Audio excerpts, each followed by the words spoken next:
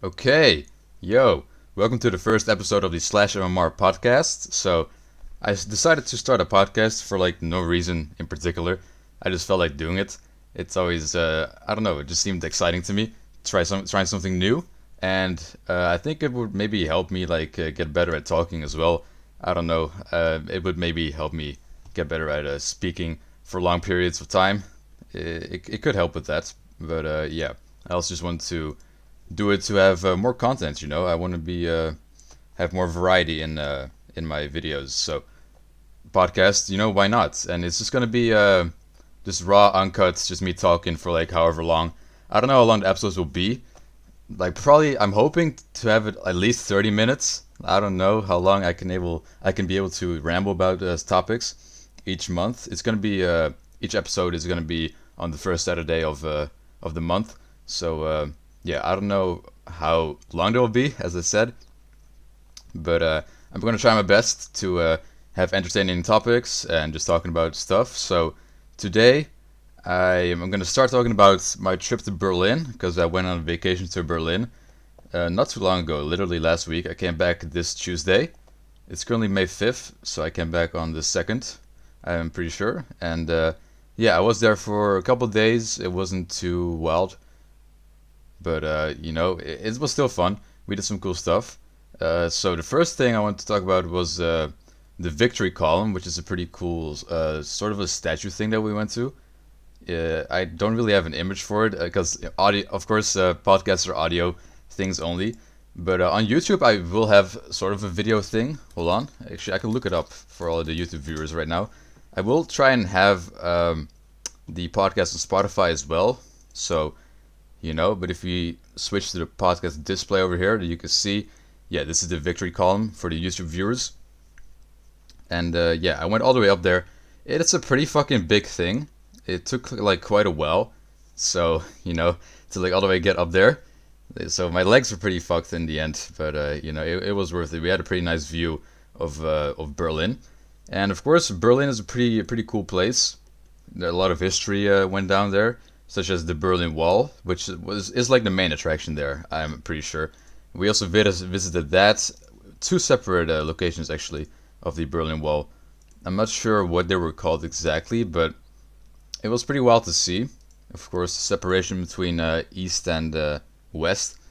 I mean, just that whole history of the Berlin Wall, man, it's really fucked up. And learning about that, it was interesting, but also just a really fucked up story, man. How those people, like, the wall just got placed like overnight, is what I heard. That's what my mom says at least. Like the wall just suddenly the wall became a thing, and some families were even separated. Like one like a dad was on the west side, and then the mom was on the east, and then suddenly the wall became a thing, and then they couldn't never come back to each other, which is just very sad. Just that whole wall thing, fucking unhuman. But yeah, so we went to the Victory Column. We also went to a couple of museums, and the first museum, I'm not sure exactly what it was about specifically, or maybe it was just the Berlin Wall in general. It was more about the east side though than the west. Like feel like the east side is like more like more to talk about, I guess, because the west was just good. Like the west, they had it good there. It's kind of weird how the west was the one that was like there was a wall around it. So even though the west was like closed in, people still wanted to go there, which is kind of like wow, that the east is so bad that people want to go inside a fucking territory that's like restricted. It's pretty insane to me how the east was just so bad, fucking Soviet Union, that people literally risked their fucking lives to get into the west. But yeah, so I learned a couple of things in that museum. It was pretty cool to see.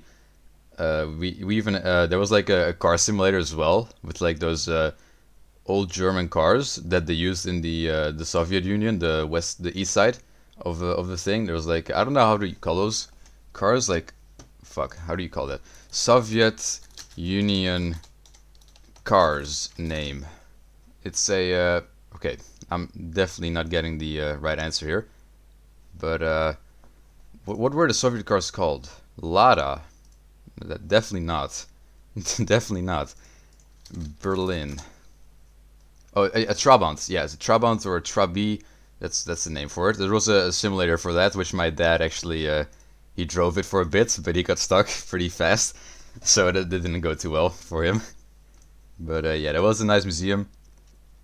And the second museum that I went to was a museum at Checkpoint Charlie, which is a place where it was like Checkpoint Charlie was like a sort of a checkpoint back in the day, where you would cross like a sort of a border, I guess, from the Russian part of Berlin to the American side of Berlin, and there was a museum there, and it was a very interesting museum. Alright, it was mainly a museum about like failed escape attempts or just escape attempts in general, not necessarily failed.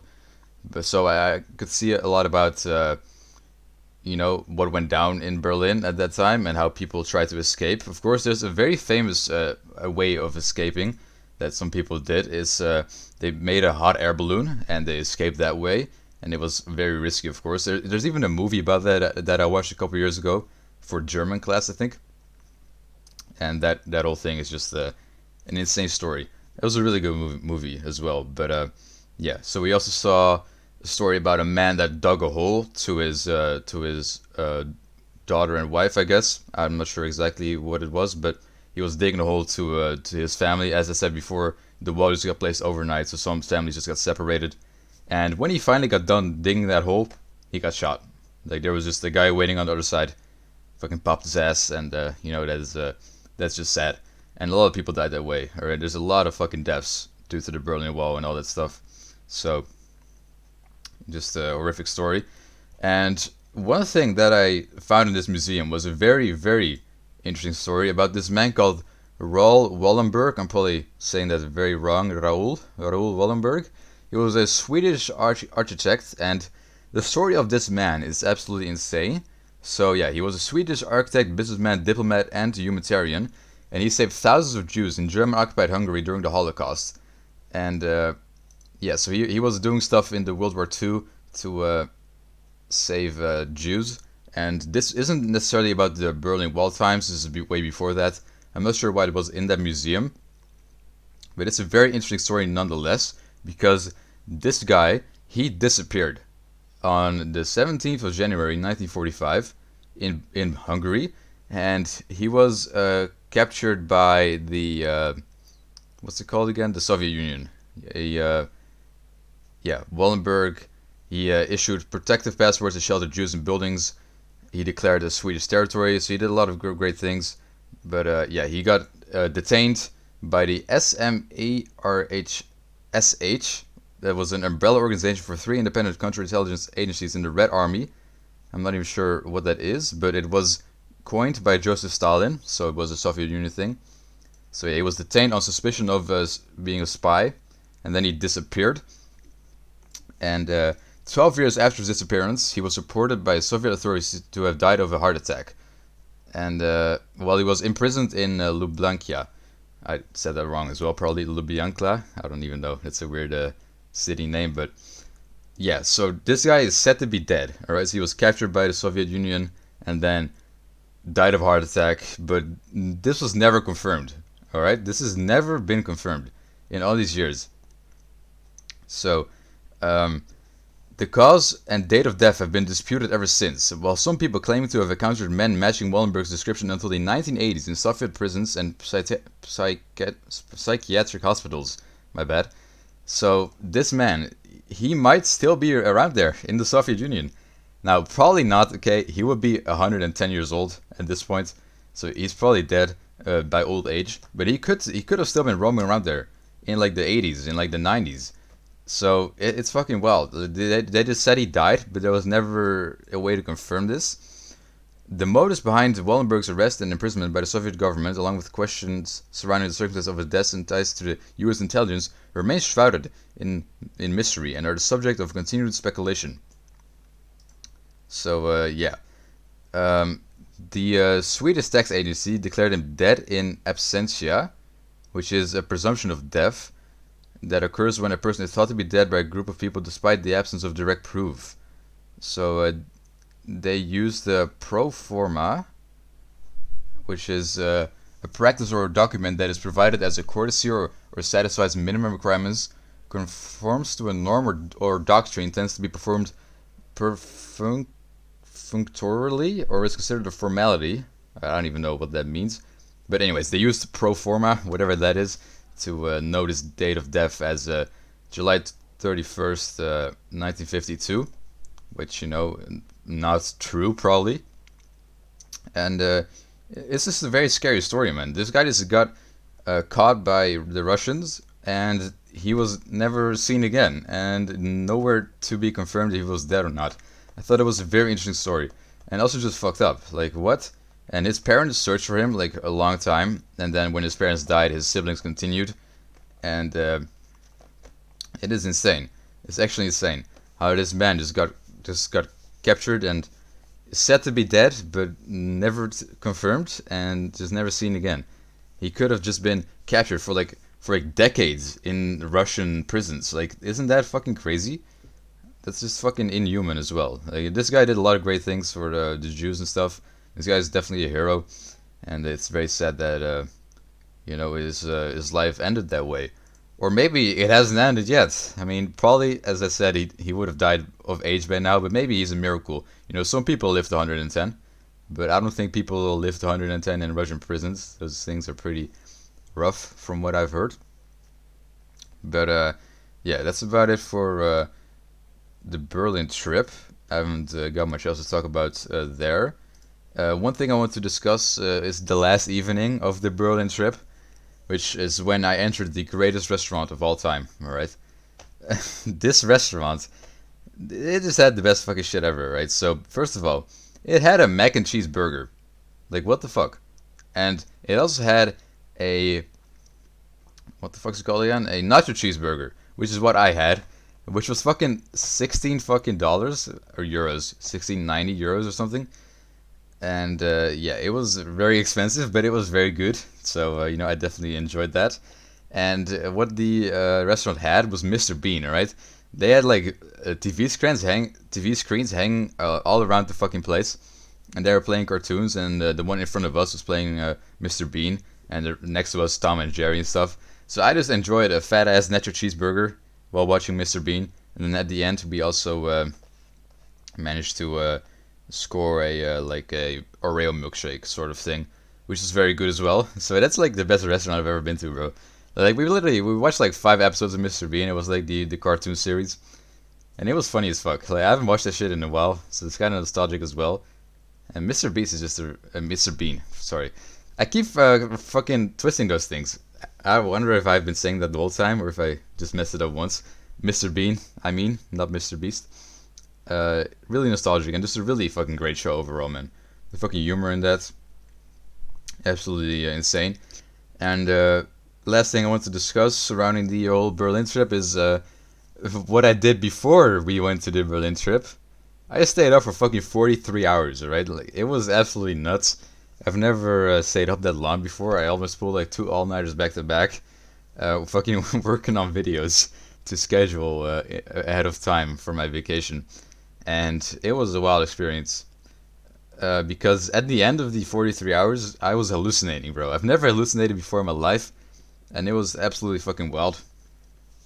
And yeah, like I was seeing wild stuff, alright? So I have a fear of spiders, if you don't know already.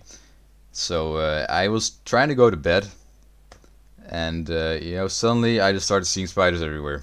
Well, not everywhere, but underneath my bed. I always check, because I don't know, man. I'm just dumb like that. I just check underneath my bed every night to see, catch spiders or whatever. And in my head, I just started creating spiders, alright? Like it looked like things were moving, and I couldn't fucking sleep. I was absolutely losing it. And then when I took like a step back and just like observed the bed, I suddenly saw like a reptile underneath my bed, bro. It looked like a mini dinosaur, like a mini T-Rex. There's just something moving, and yeah, obviously that wasn't there. Like I was hallucinating, but it was a pretty wild experience. And I don't think I'll ever stay up that long again because it was not nice hallucinating. Honestly, I could go without hallucinating. It was not the best of decisions I've ever made. But yeah. Next thing I want to talk about is a little bit about my life. Alright, so Y'all just know me as a YouTuber probably. I mean, I haven't really discussed my life in detail over the years on YouTube. I've been doing this for like almost 7 years, or I think I've even hit 7 years. Hold on, let me check real quick. Not consistently, of course. I mean, I have taken breaks in between. Yeah, joined April 24th, 2016. So I've been on YouTube for a little over 7 years, that is. Which is also just insane, bro. I'm getting old, alright? It's actually sad. I remember being young and being happy, and now I'm old and I'm depressed because of fucking school, and I have to fucking get a job soon. It's not pretty, alright? Life is not looking pretty right now. But, yeah, it is what it is. So, what do I want to talk about again? Alright, yeah, just my life in general. Alright, so, um, I have a very interesting path in school. So, um, I went to college at 14, which is kind of a strange thing to say. Most people cannot relate to that. Now, I will say that when the classes started, I was 15, alright? Like, I just turned 15, and then the classes started like 2 weeks after. But technically, I signed up when I was 14, alright? So, I'm just gonna say 14, because it sounds cooler. But, yeah, so, basically what I did was take like a different route in my whole school system. I went to like a very like a high level high school, which is interesting because now I'm at like the lowest level of college because of the route I took. So my high school was 6 years long, and there's an option in the third year to just quit and just go to college instantly. But then you can't go to like a high college or a university. You go to like the lowest one, and I hated school, bro. Like actually, I despised school. I wanted to die. All right, like I did not even want to live at that point. Just going to school every day was such a fucking pain. It was just horrible. Like I could not stand high school. It was fucked up, and I was not gonna pass anyway. All right, it is a miracle that I passed all those years that I did, the 3 years. I mean, the first year, of course, it was the first year, right? So it's decently easy. It's pretty hard to fail the first year, I feel like, unless you like totally neglect school, which is what I did in the second year, not the first year. The first year I passed pretty not like easily, but it was it was decent. Like my grades were alright. The second year things went wrong, bro. Like I just oh my god, I never really did anything for homework. And I'm not gonna lie, bro. My parents helped me with like a ton of things. Like my mom has written several like assignments for me, and my dad has also done a lot of things, and they also helped me with test studying and stuff, of course. Um, but yeah, without my parents, I would have probably never passed any year at all. Maybe the first, but after that, definitely not. They really came in clutch when I needed that, and also what helped me was the coronavirus. All right. So unironically, the coronavirus was the best thing that could have ever happened to me in my life. All right. So of course, it's a very sad thing. It's taken so much lives and stuff, and it's of course a very unfortunate virus that put everything in lockdown for so long. But to me, like it was the best thing that could have ever happened, because without it, I would not have passed high school. Right, year 2 and 3, I would have absolutely failed. But because of COVID, they put like extra measures, I guess, to like help people pass easier because like the staying home and stuff made it a bit harder, I guess, to get good grades and pass. I don't know. I mean, I think it's pretty dumb that they made it easier to pass those years, but it is what it is, right? I mean, I passed because of it. I wouldn't have passed without it. And yeah. So, anyways, I managed to pass because of COVID. Absolutely wild. I wonder what I'd be doing right now if I didn't pass, because of course I'm in college and it's going pretty great. But if I didn't manage to pass, that would be a mess, okay? Like an absolute mess. I would have been in high school on like a lower level, probably. I would have been very, very unhappy in high school if I had to continue that. I have to redo a class probably as well. I don't know, how do you call it? To resit? Probably to resit. That's what I mean. Just that would have been fucked up. And yeah. So, anyways, I went to college, and everyone's older than me. All right, not that older. I mean, I am the youngest in my class. I mean, there's someone in my class that's like 22 or like 21. I don't 21. I think he's 21. So he's like 5 years older than me, which is kind of fucked up. But and most people are 18. I'm like one of like 3 or 4 that isn't 18, and from those, all of them are 17. I'm the only 16-year-old. So it is the age gap is kind of hard to deal with at times. I mean, I don't really have friends, right? I'm just gonna say it. I don't really talk to people at all at college because I just don't care. Like seriously, they're not really my type of people. I feel like I maybe picked the wrong thing to do in college because I don't know, man. I just it's just weird. I don't really feel like I belong there at all. I'm bad at it too. The thing I do is I do graphic design mostly, and I'm very bad. Bro. I'm not a creative person at all. But I'm a little bit creative, but I'm terrible at drawing. Right? I cannot even draw a stick figure. So I mean, when I first applied, they said you didn't need to be able to draw. Like it was okay, but if you're thinking of going into graphic design and you can't draw, and the schools tell you like, oh, it's okay, bro, don't worry about it. You should worry about it, right? You should probably pick something else because it's been hell. Like my projects look so ass. Like everyone else has such good fucking things, and like I'm just here like literally having like the bare minimum of everything, and my shit looks like fucking garbage. It's actually kind of sad. But I mean, I do still make decent things though. I'm definitely proud of certain things, but a lot of things also just not. Okay, just it's very mid. But I'm passing though. Somehow, I'm passing. It's going great. I'm in the second year right now, and soon we're gonna be having to do an internship for like 6 months. For the months September to April, we're gonna have an internship, and I'm not looking forward to it. Honestly, I mean, working like actually working is fucked up. Like it's just a sign of getting old. First of all, like bro, I remember when life was simple, was just chilling, playing games, and now I'm gonna have like a 9 to 5 as an internship. It's kind of fucked up, but yeah, I have already applied for like several things, and I've been denied a whole lot of times. Alright, either because the companies just didn't have places. I sent a lot of like open solicitations, if that's even a word in English. Is it a word? Solicitation? Application maybe. In Dutch it's a sollicitatie for whenever you like apply for something. Anyways, I'll just say application just in case. So I've sent a bunch of applications to companies, but yeah, a lot of them didn't have spaces, and some of them also just denied me. And it is what it is. I wouldn't pick me either. I mean, there's so much better people out there. Literally everyone in my class is better than me. So I don't know how the fuck I'm gonna find an internship. I mean, I probably will. My mom has a lot of connections in the graphic design world, and I might actually already have one. Like one of my like, I don't know how you call it. It's like not a cousin, but like a distant cousin, maybe sort of. It's like a second. I don't know how you call that, bro.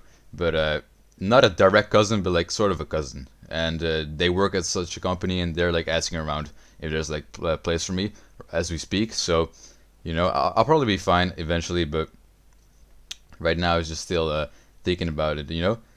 How it's gonna go, of course, and yeah, it's gonna be a huge turn because my school was trash, right? My school is absolutely nothing compared to actual work life, and I already know that. First of all, my schedule is very loose, and we don't do shit at school.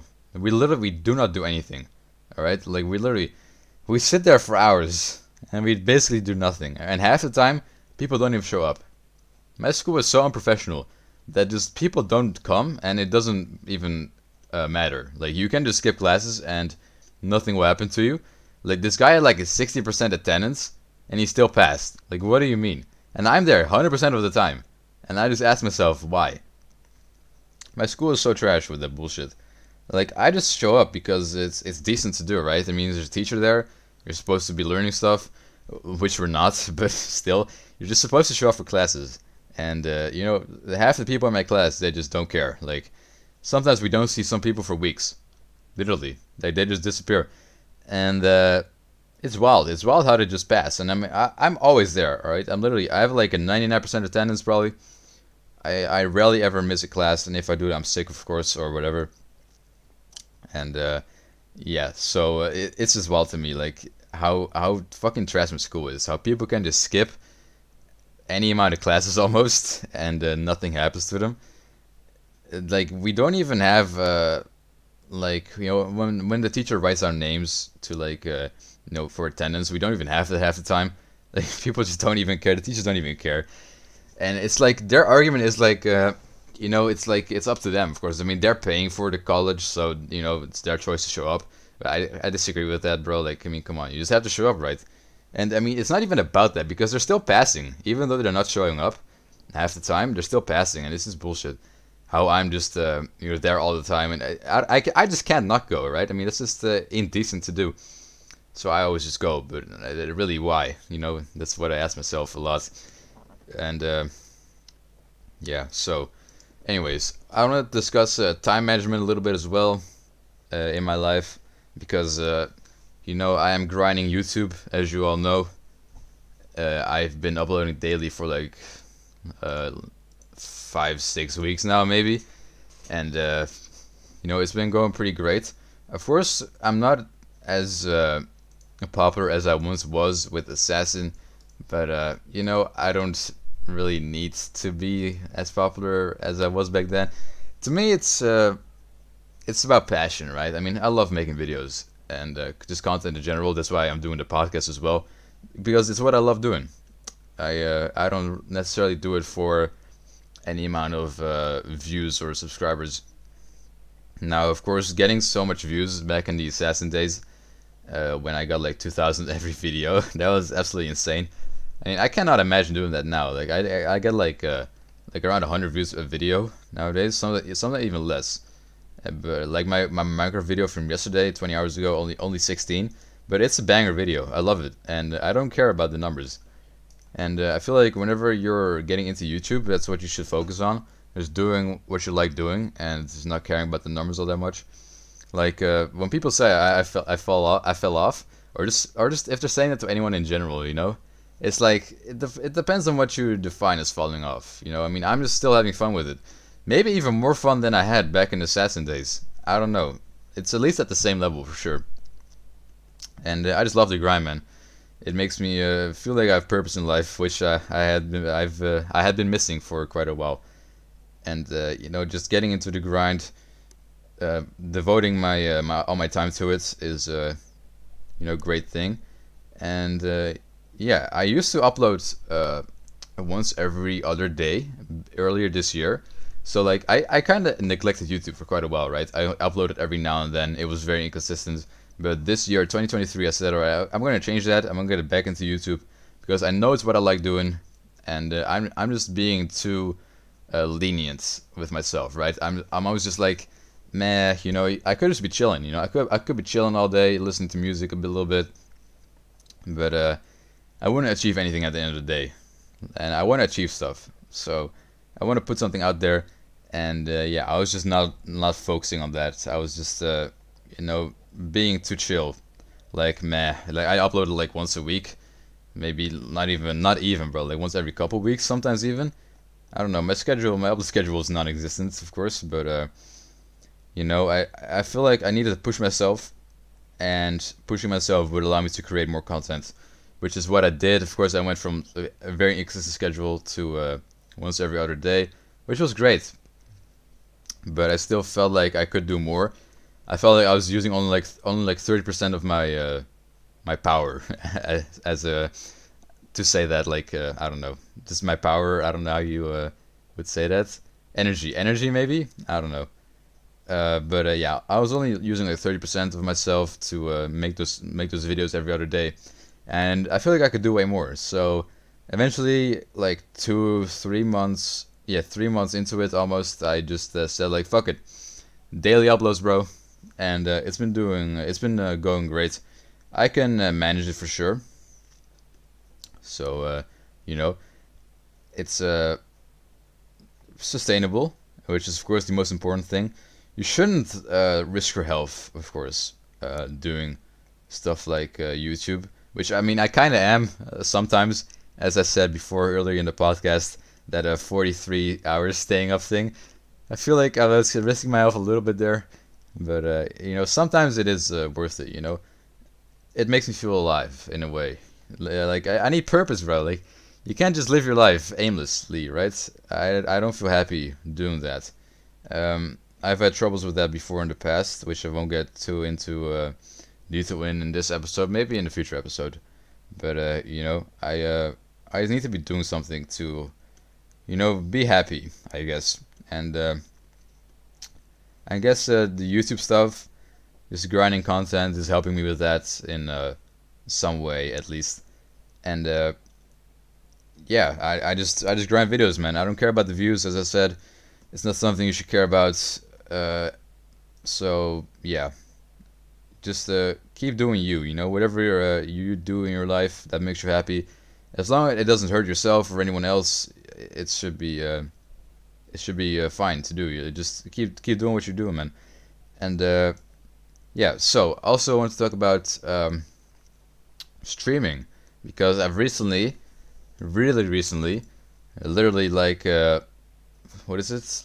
Yeah, this Tuesday I've started streaming daily. Now before this I streamed every week. No, not every week, every weekend. Every weekend day. So Saturday and Sunday I would stream for 3.5 hours each, I think, about that. And I was pretty satisfied with what I was doing. But once again, I'm like, same with the every other day upload. I was like, I can need more, right? I'm not using my full power. I'm only using like this amount of percent. I can do better than this, and that's why I started doing daily streams. So I'm really grinding it really hard right now, and I don't know if I can make this be sustainable, right? I'm gonna have to be honest here. I'm not sure if I can keep up daily streams. I might have to limit it to like 5 times a week, which is still a lot, but not where I would want to be. And this is mainly because of school, of course. I mean, if I didn't have school, it would be easy. Like right now, I have a week off, vacation. We call it a May vacation here. I mean, that's not really a thing in other countries, I think. But here it is a May vacation in the Netherlands, and we just have a week or two off. Even some schools have two, and yeah, I have time right now to stream daily and even upload daily as well. And I don't know if I can keep doing that when I have school or even internship next year. I will have to of course I will try. I have to experiment with it. I think I could do it because I do have a pretty wild schedule though. I stream for 2 hours every day, okay? And when you don't have a lot of time in the day, when you're like from beginning of the morning, like 9 a.m. to like 5 p.m., you're like busy with work or school, and you come home at like 5:30, and it's basically almost dinner time already.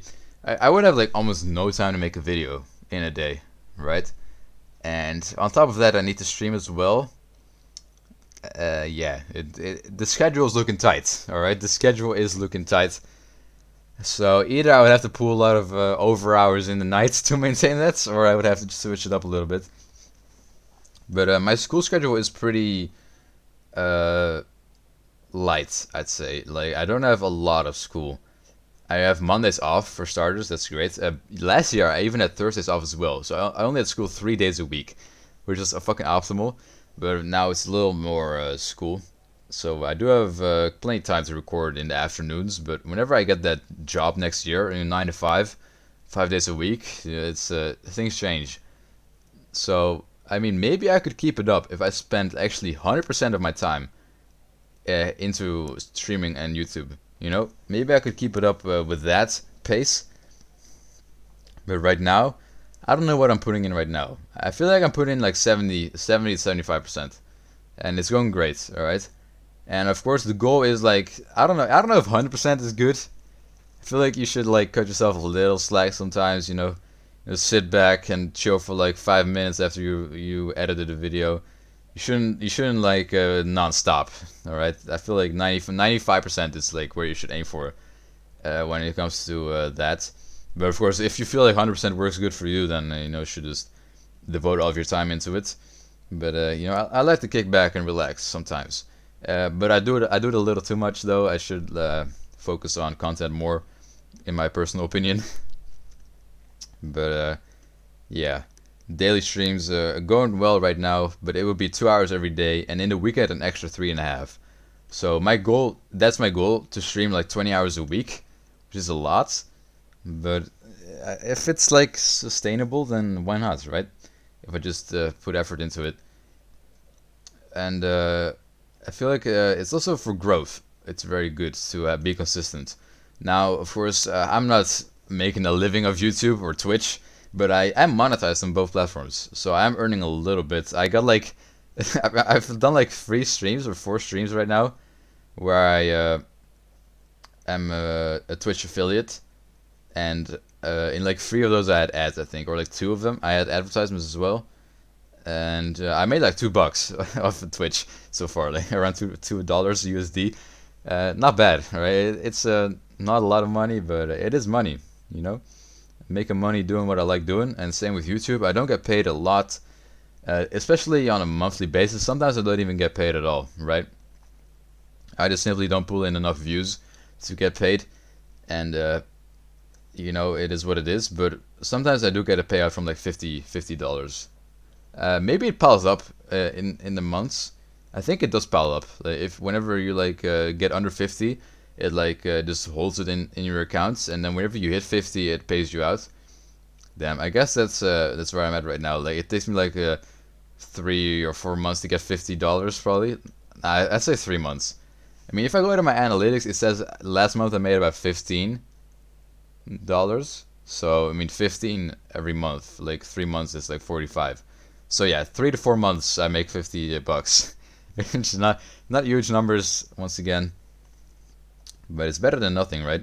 And I'm not doing it for the money, as I said before, but it is of course a nice thing, you know. If I could blow up and do this for an actual living, it would absolutely be huge. I would go wild, but I'd need a lot more for that, right? And a lot more of everything: subs, videos, streams, Twitch subscribers.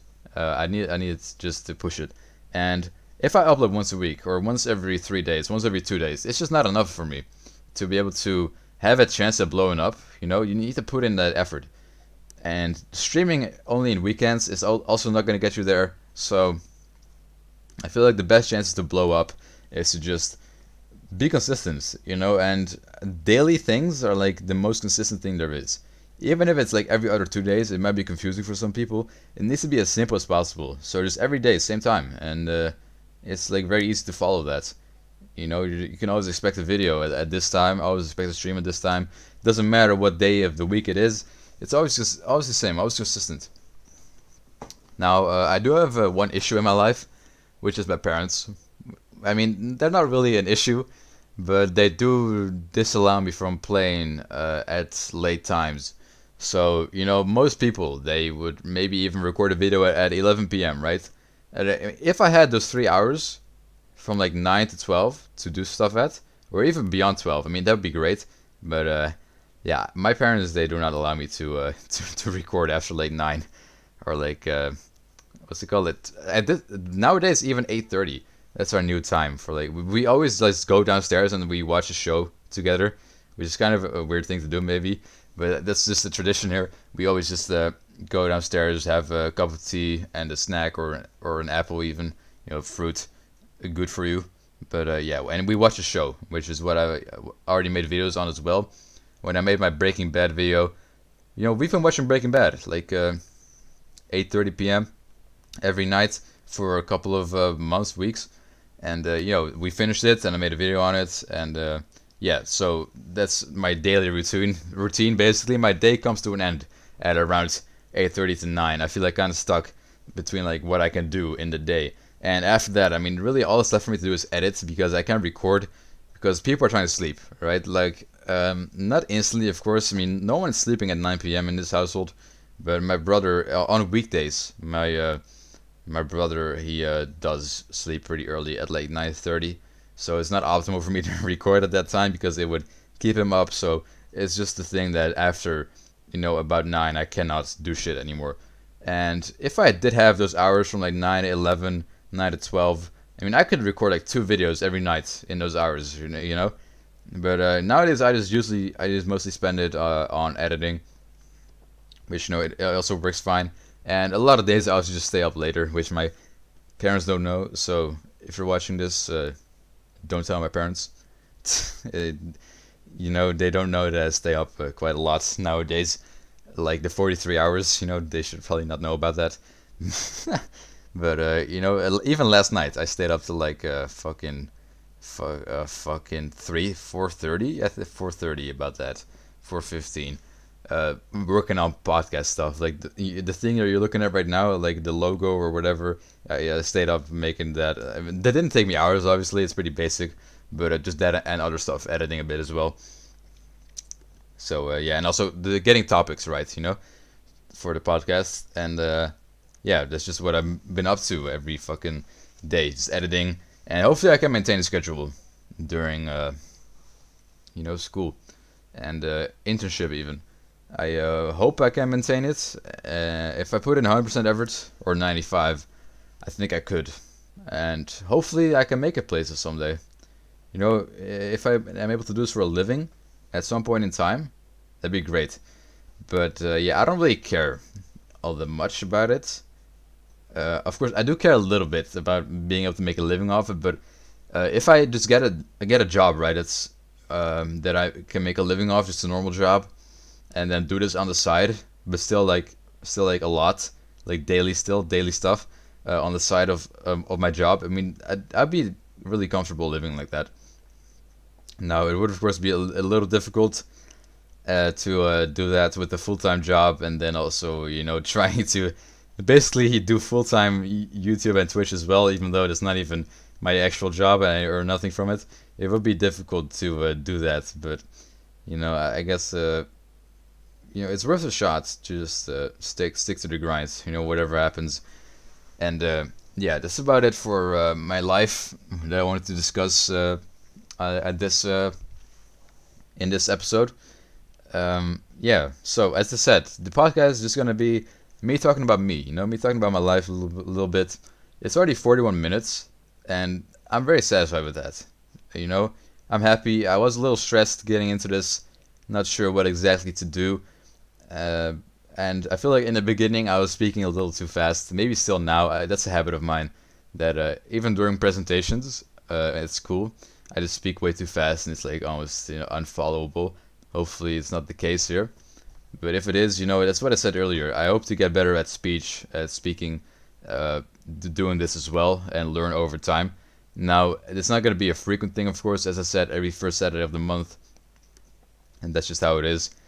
It's not going to be more frequent than that. I would have loved to make it more frequent, but I just don't have topics to do this every fucking week for like 45 minutes. Uh, so I can't. I just can't do that shit every week. My original plan was doing it with a bunch of friends. Well, not a bunch. I don't really have that much, but like a friend or two, maybe even Doom. But I've simply he's just not online enough to be able to make it a weekly thing. I just can't trust the guy with that. We would miss like half the episodes, or probably more. He's busy with his own school and stuff. And he can record at like 11 p.m. and he streams at like 1 a.m. as well. Like if I had his schedule, bro, I'd be so much better at certain stuff. Just streaming at 1 a.m., recording at 1 a.m. It's absolutely wild. I wish I could do that, but yeah, that's what he does. So he doesn't really have our time schedules don't really overlap greatly. He's busy with homework whenever I'm online, and then when he can play, then I can't because of my parents and brothers. So very unfortunate stuff there, but yeah. So it's just a monthly thing. Maybe in the future, if I get more friends, I could start up a more frequent one with different topics. But I don't know.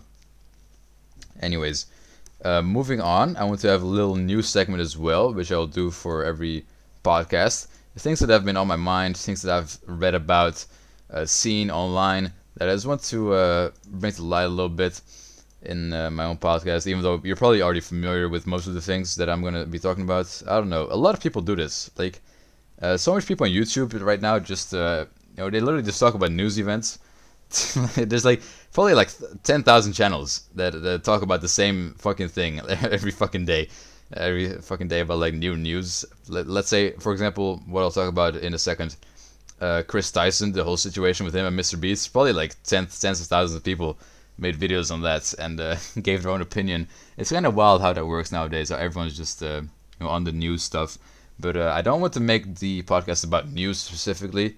I'd like to keep it more about myself as well. Just because, what I always want to do for my channel, and I guess, quote unquote brand, is to keep it more about the person, not the content, which is also why I am doing a wide variety of content, even this podcast as well. Most people are probably not going to care about this podcast. It's probably going to get like, probably 5 views. Maybe the first episode will get more, but after that, it's going to get like not that much views. I doubt many people will be interested in this that watch me, but the few people that are, they're going to be interested for me, hopefully, and not for the news topics in specific. That's why I keep the news topics, way later in the thing. And first, I started with myself, and then just talk a bit about recent events. But yeah. Anyways, let's move on to the news topics that I want to discuss. So, the first thing I want to talk about is this stupid ass TikTok challenge that I saw quite a while ago. Not quite a while ago, April 29th, so it's like a week ago. TikTok challenge leaves teen disfigured with nearly 80% of his body burned. Oh my god, man. Fucking TikTok. What the fuck? So, yeah. A TikTok challenge that went horribly wrong left a 16-year-old North Carolina boy severely disfigured with burns covering nearly 80% of his body. Now, this is absolutely disgusting, alright?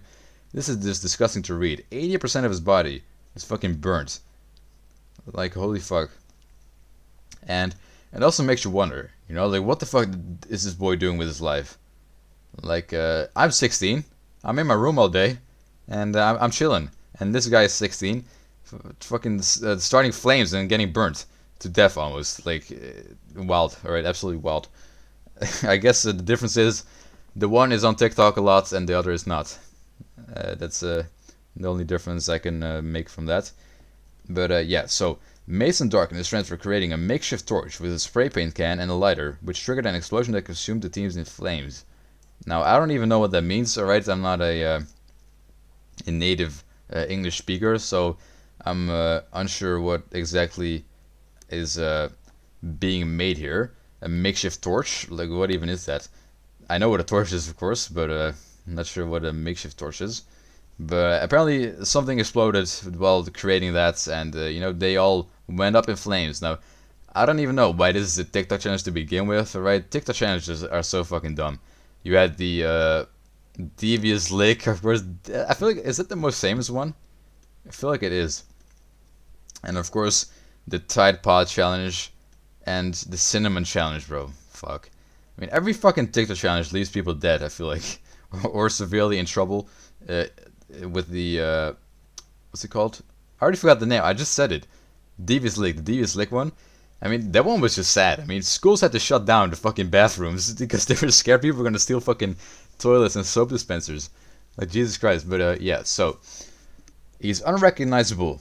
Unrecognizable, his mother, Holy Dark, told WRAL, which is, I guess, the news site. Which is just sad, alright? It's very sad. This teenager's life will never be the same again after this. It's absolutely disgusting, alright? How just a simple TikTok challenge, recording a funny video, and suddenly your whole life is just fucked. And yeah, I don't know. Social media, man. This is wild. Anyways, yeah, so they were participating in a dangerous TikTok challenge where social media users use flammable aerosols to create a miniature flamethrower. That just sounds fucked up. How is that even a challenge? Creating a fucking miniature flamethrower. And yeah, so instead of fanning the flame out, the can exploded. They all heard a big boom, and then Mason came running out and started taking off his shirt. Mason hopped into a nearby river to soothe the burns, but emerged with charred skin. Both ended up worsening his condition. The teenager suffered a T-shaped third-degree burn on his back from ripping off his flaming shirt, and is at high risk of infection from the river water. Which is just fucked. Like, Jesus Christ. And there's even a video of him doing that. I'm not showing it, of course. I don't know if that's really nice to see, but I can see him in the river right here. He doesn't look that burnt, honestly. I mean, I don't know. I'm not an expert. But, yeah. So he was rushed to the UNC burn center with burns covering 67% of his body, his mother said. So about 80%. Or like 76. Is it 76 or 67? I always mix this up. It says 76. I don't know if I said it right. I think I did. Alright. Anyways. So yeah, he's in a very bad condition, and he is gonna spend like 6 months at the fucking burn center at least. And he was a very active football player and track runner. Well, I don't know if he can ever do any of that again, but I guess hopefully this is a lesson to everyone to not do stupid fucking TikTok challenges. Even though things like this have happened before in the past, and yet again, people still almost lose their life over fucking dumb bullshit like this. Absolutely fucking insane. This what a dumb challenge, and I can't believe that anyone would even think of doing such thing, right? I mean, I don't know. TikTok is just literal cancer, man. Like, I don't know. The things that it creates. I mean, I don't know. Maybe it's not TikTok, and it's like social media in general. I mean, even though I don't think there would have been a miniature flamethrower challenge without TikTok, but I mean, still, the internet in general makes some pretty wild things sometimes that lead to deaths. Not only on TikTok, but yeah, that's about it for that. I want to talk about that briefly because it's just fucked. Like, what the fuck? Next up, a very big thing over the past month, so especially in early April. We have Chris Tyson from Mr. Beast, and he came out as a transgender, or not sorta. He didn't come as transgender, but he is on hormone pills or some shit. So he is transitioning, but I don't know if he's a woman necessarily because he does go by all pronouns. I'm pretty sure.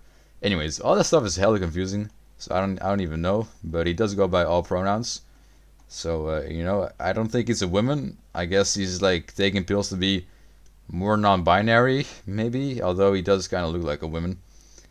So yeah, anyways, a lot of people have been talking about this because, of course, I mean, he is a part of Mr. Beast. He's relevant as fuck, and it's just interesting to see the change, especially considering the person he used to be.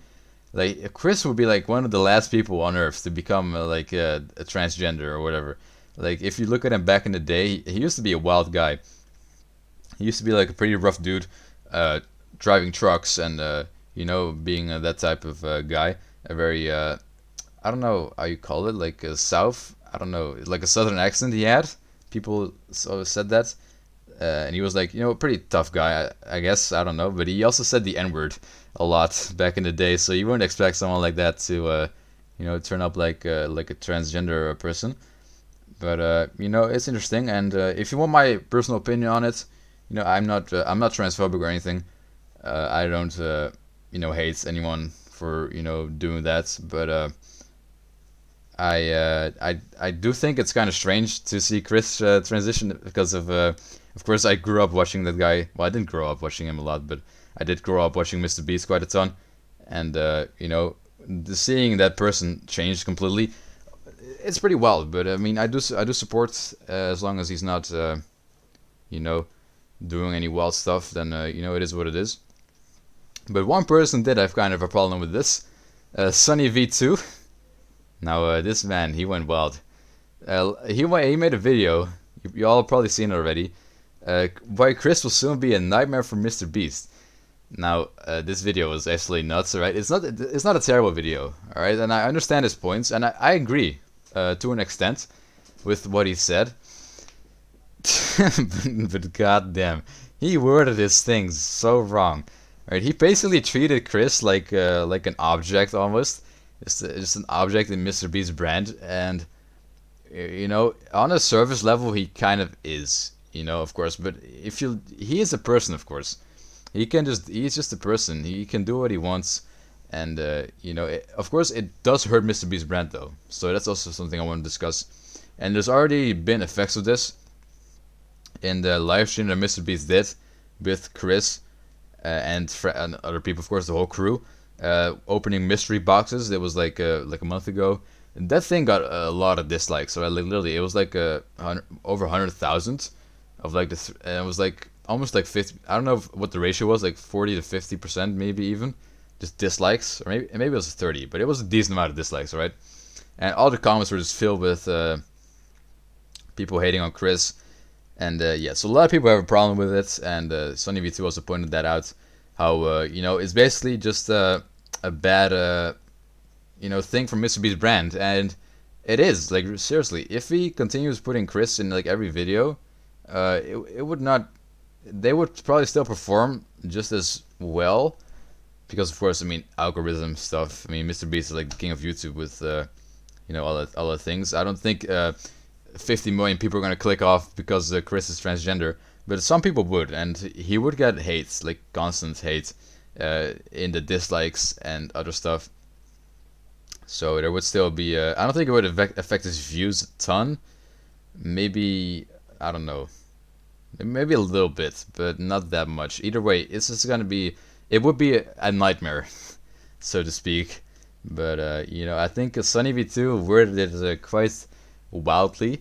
He literally said he was comparing Chris to a Hollywood film character. How people, how Hollywood, whenever they put like a gay person in like a film to like try and be more inclusive, how that's like usually just triggers people instead of like actually being like happy about inclusivity.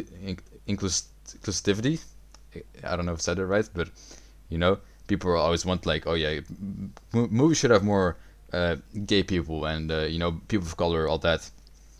But then movies like they force it, right? They force having a gay person in there, and people are just not happy about that always. And he was comparing Chris to sort of that, even though that's like a very wild comparison to make, as Chris is not a fucking character in a Hollywood film. He's a real person, but it's just not true. It's not even like a character. I mean, it kind of is a character in the Mr. Beast franchise, but I don't know. Comparing him to like a Hollywood film character is absolutely wild. Like that is just there's like, almost no coloration in those two things. But yeah, he got a bunch of backlash from this. But he's doing fine though. Like, he doesn't really care all that much. A lot of people also agree with him as well. I mean, I agree with the video as a whole, but not with specific parts. He also said that Chris should be more considerate of Mr. Beast because Mr. Beast got him all this fame to begin with, and that he shouldn't do this and ruin his brand completely, which is also just wild. I mean, Chris is a person. He shouldn't. If he feels like a woman, he wants to be trans. He shouldn't not do it because of Mr. Beast, Mr. Beast brands. I feel like it's kind of wild to say that. But it is true though to an extent that of course it will be rough for Mr. Beast. It won't be easy if he will have Chris in every video like that, and he would get hate of course. And about that, Chris is not going to be in every video. All right, there's already been a lot of rumors about him getting fired, but that's not true by the way. Because Mr. Beast posted something that he was in Paris recording a video. And in Paris, Chris was not there in the pictures, so a lot of people speculated that Chris got fired. But Chris addressed these rumors pretty recently on Snapchat, and he said that he is just taking more time off. So we're going to see less of Chris in videos already, like just instantly, like bam, less Chris. And he said that because he wanted to spend more time with his son. So, like, okay. The fair play, but we will already instantly see less Chris. So I wonder if it's like that decision was a little tied with the drama, of course, because suddenly like everyone hates Chris, and now he's gonna be in less videos because he wants to spend more time with his son, and he doesn't want to be traveling all that much. I mean, I don't know. It's kind of it feels tied together, like that whole thing. It's kind of related in a way, probably. But yeah. I guess Mr. Beast will be fine, even if Chris would stay in every video. I don't think it'd be too much of a burden, like not an actual nightmare, but it would still be annoying to deal with every day. And Mr. Beast already responded as well with a lot of things, saying that the video is ridiculous and that Chris isn't going to be a nightmare for him, and that he was very mad at the transphobia on the internet. And yeah. I mean, for me personally, I think that everyone is entitled to their own opinion, and I think that Chris, wanting to transition, it's fine with me. I don't really care all that much. I think people should be able to do what they want, as long as as long as they're not forcing it onto other people. All right, like I don't need to have it being shoved in my face. But if you're gonna be gay or whatever, go for it. I support everything, and yeah, that's about it on that topic. And yeah, last thing I want to discuss, and we just reached 1 hour, so that's great. I am very happy with how this episode has been going so far. I didn't know how long it would be, but 1 hour, pretty good.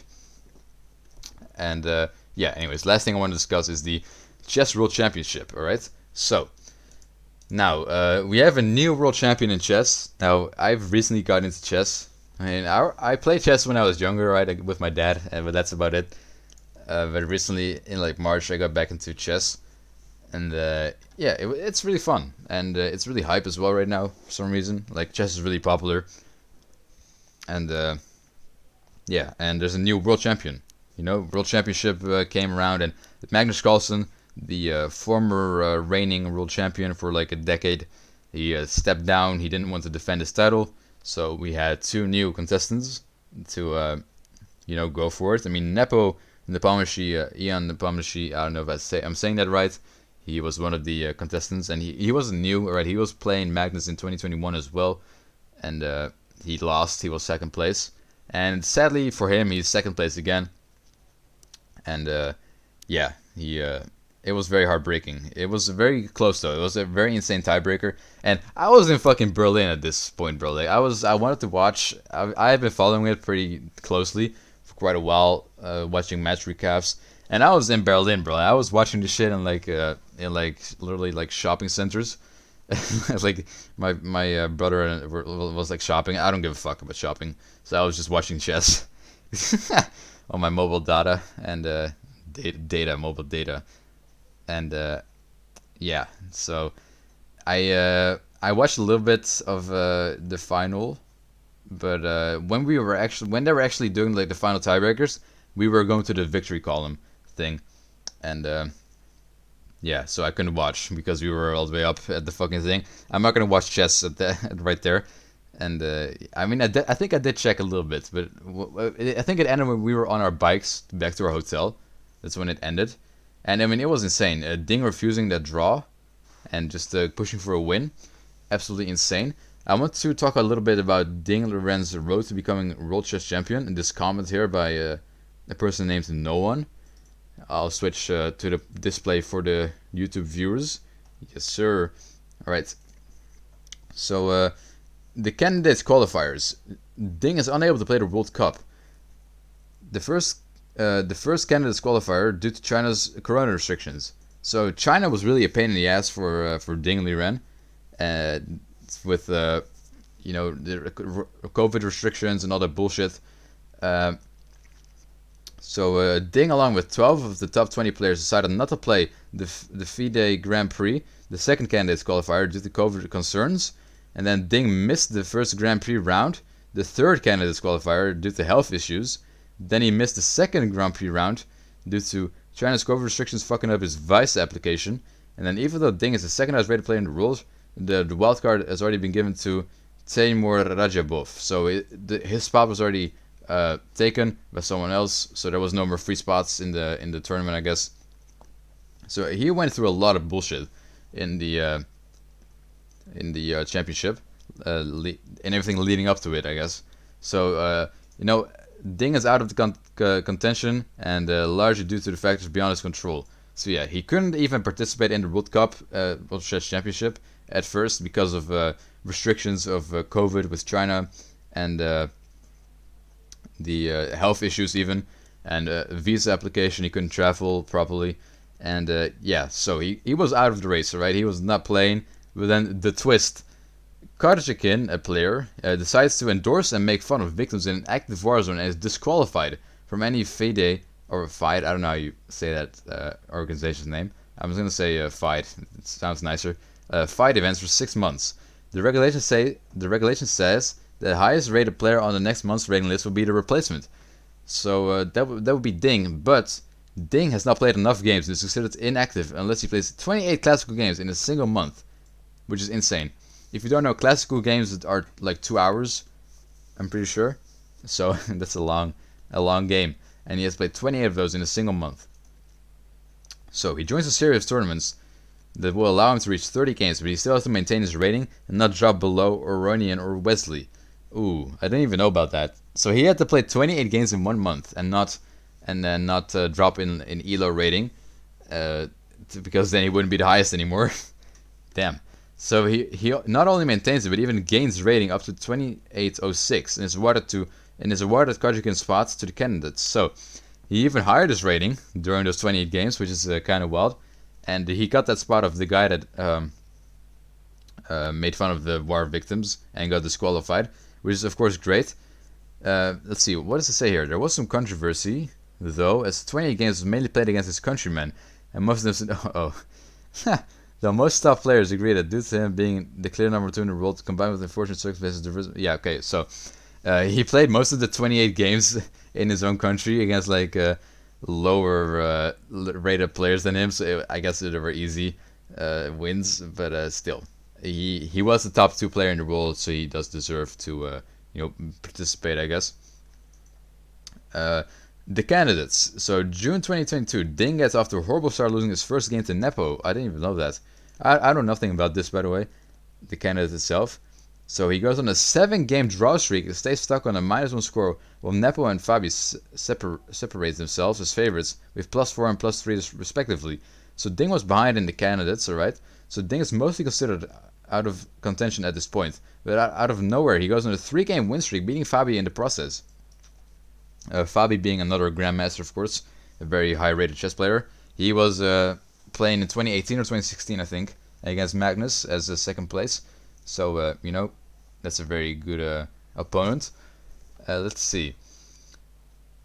Okay, so here we have. Alright, however, his momentum stopped by a dead brutal loss to Temur Rajabov, and Nepo wins the candidates with an insane +5 score with 2 rounds to spare.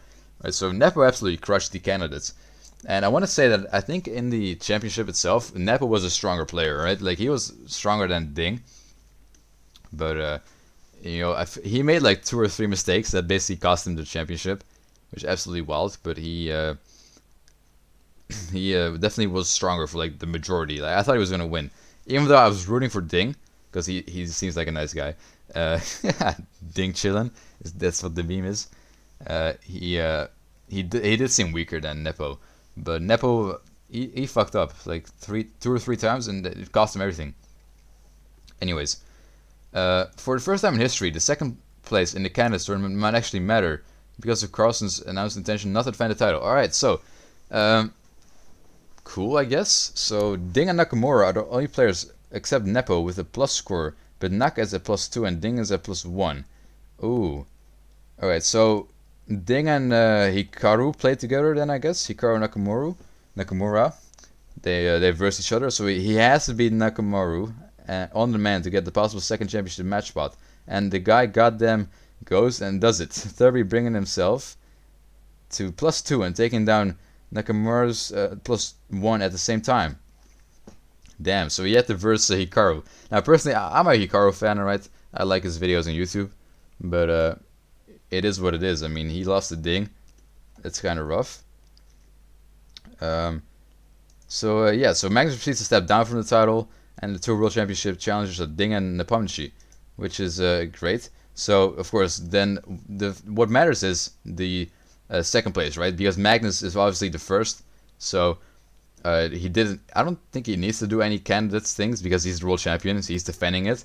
So there's one person that has to fight in the candidates to get to the second place, and then be able to verse Magnus. But since Magnus stepped down, there were 2 spots. So Nepomniachtchi already got it, but then there was another spot since Magnus stepped down, and then Ding got it as well. That's pretty interesting. Now the championship match itself.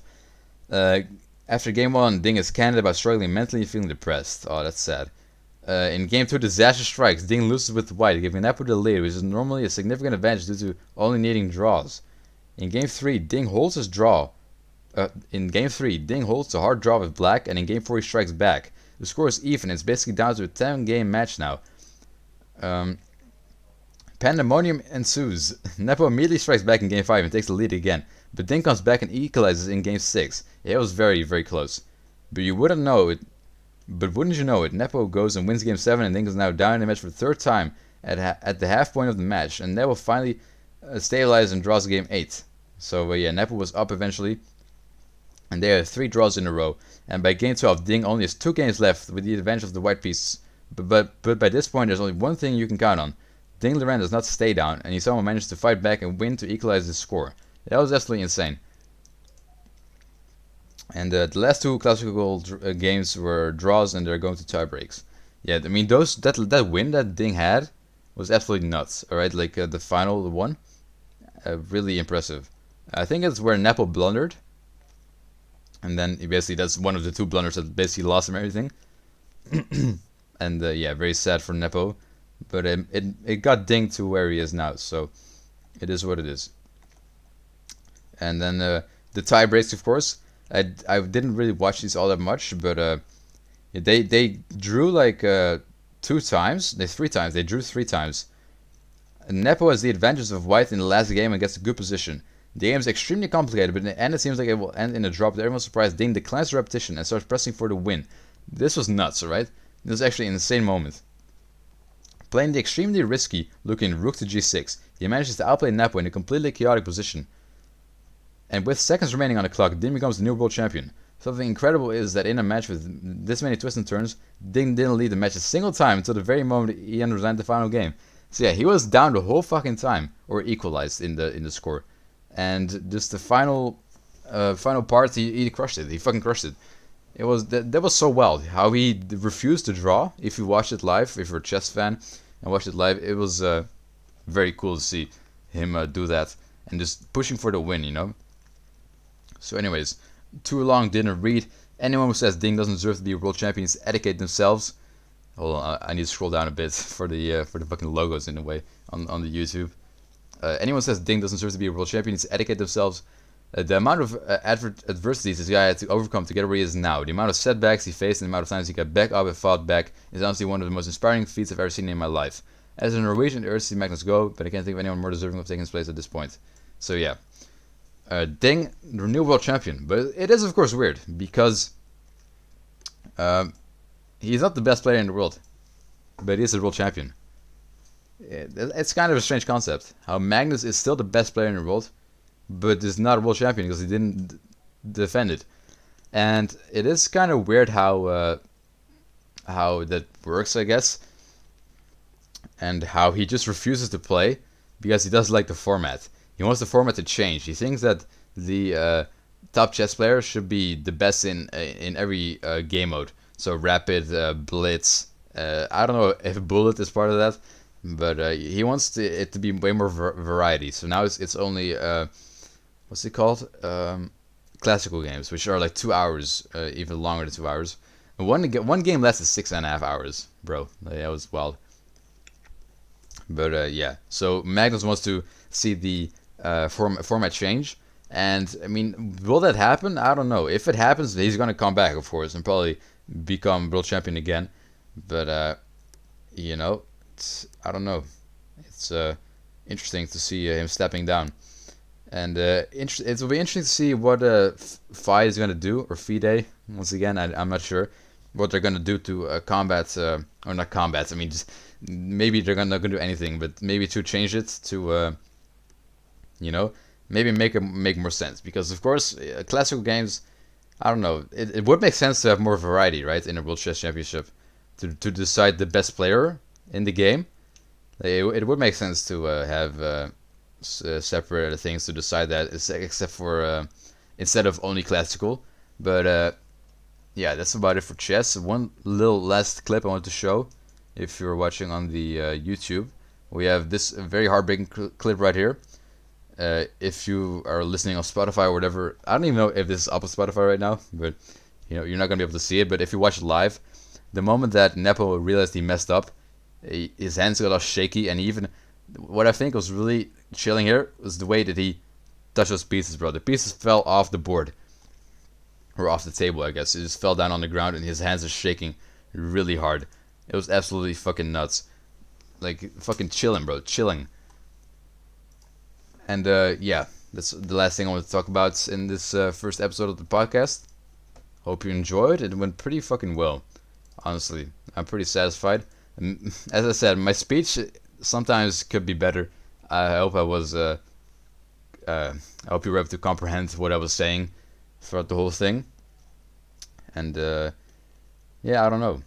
I'm gonna be doing these every first Saturday of the month, of course. And this one is about an hour and 15 minutes, which I mean is great. That's a great amount of time. If it can be around an hour each time, I'd love for that to happen. I don't know. I think next time I might have Doomsy on just to chat a bit about YouTube and stuff. I feel like that could be fun. Let me know what you think and what topics you'd like to see me discuss about my life. As I said, I want like the first part of everything to be a little bit about me, and then the second part is more about news, so like the end part, some new things. And yeah, that's about it. Hope you enjoyed, and see ya.